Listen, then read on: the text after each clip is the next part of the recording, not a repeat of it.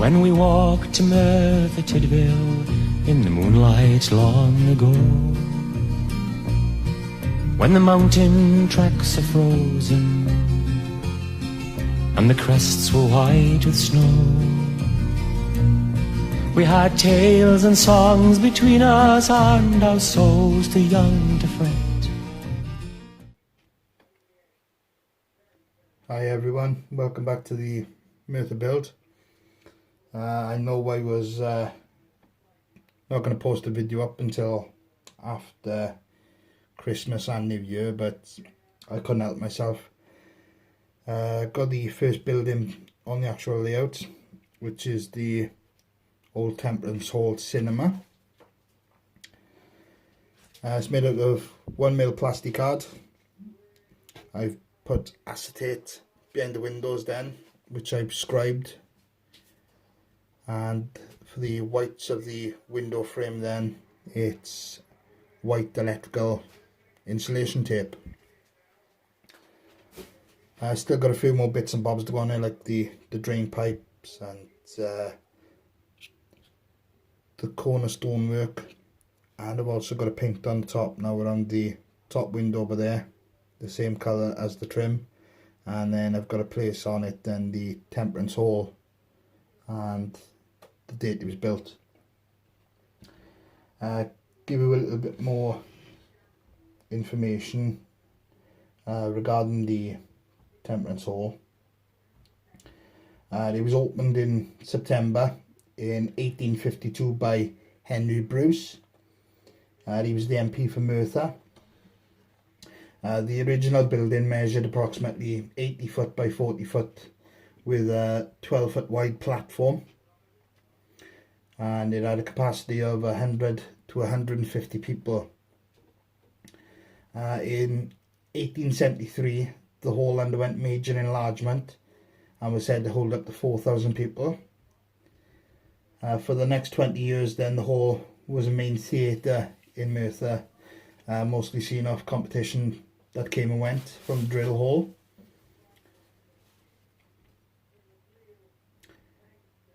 The hall was also used for lectures and religious political meetings.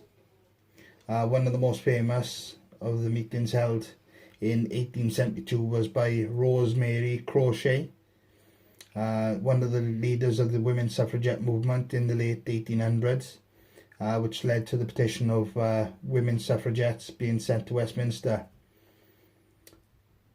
In 1885 the management was controlled by a group of 4 brothers, Charles, Joseph, George and Harry Poole, who continued with the mixed policy and encouraged local amateur groups to use the premises as their regular base.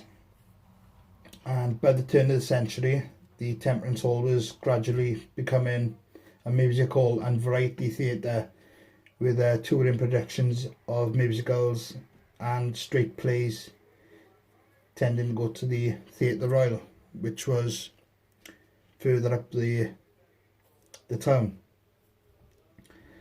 By 1914 the Temperance Hall was listed in the Cinematograph yearbook, so it was clearly early cinema conversion.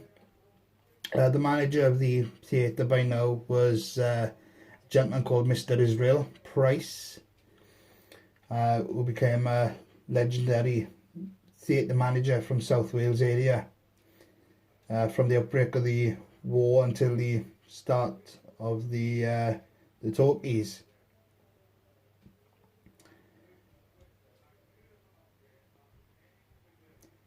The Temperance Hall was renovated again and reseated in 1930s and reopened in August of that year, promoting itself as now one of the most comfortable theatres in the provinces. And in 1939 Israel Prince's son, also called Israel, took over the running of the Temperance Hall, and he eventually took it to the management of the Theatre Royal.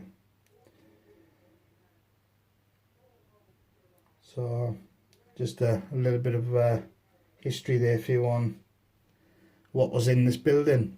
The building now currently still there, and it's a bar and a snooker hall. You got the bar downstairs and you got the snooker hall then upstairs.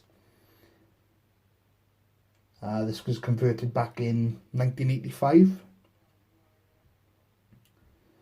So a bit of history there now on the build itself. I haven't put an old back into it yet.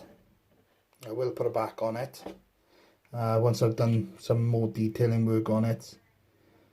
I got doors to fit in as well, and obviously neaten up some of the paintwork on it as well. I'll have fascias to put on, drain pipe, a few bits and bobs on it. So yeah, that's the first building pretty much on the layout for the double O gauge build. There was a building next to this. I think it was called Darkin Bros or Darkin Brothers. Not 100% sure what that building was. There's a photo on the Alan Jones website. When I've typed in the Darkin Brothers 1900s, it came up with a company based in Mid Wales. It was like a wool mill. So I'm not 100% sure if this was an area that was used for the wool, but surely if someone from the Merthyr area who's got a bit of knowledge on the building that was next to this, if they could let me know, because I can't seem to find any records of this building at all or what it actually was. So the next part of the build after this now will be the houses that run alongside the temperance hall. Same principle as the way I've built this, plasticard, and what I might actually do this time differently to the windows is I won't scribe them like I have with these. I'll use a biro or like a felt tip pen, and I'll actually place in colour as the wood frames on the acetate, and then that then can get stuck at the back. And if I wanted to then actually add furnitures or any furnishings at all to the actual buildings, then I can actually sandwich the acetate with another sheet behind that again, with like wallpaper on it or something, whatever, you know. But that then could actually allow me to give lighting into the house and show off a bit of the interior detail. I ain't going to give any interior detail to the temperance hall because I don't know what the inside of it would have looked like back in the 1900s. So what I will do with it is I'll just leave it as it is. I won't put no lighting in it, but I will put lighting in the houses next to it. Once I find out what the building that was here was, they'll stop playing on me because it's getting me so frustrated because I can't find out what it was or what trade it was, or if it was just like a mill, a place where they sold the wool that came from the mills. So yeah, like I said, I wasn't going to put a video up until after the new year. Hopefully I would have had a couple of buildings done by then and then put up the video, but I'm quite chuffed really the way the temperance hall has come out. So next build is the houses on the top of John Street, and hopefully by the time I get them done now it'll be New Year, and then we'll put another video up then, because I'm hoping to have more than the houses there by then. So yeah, quite happy with it so far. So I'll just put up a few pictures now with the temperance hall so you can have a look. Okay, see you soon.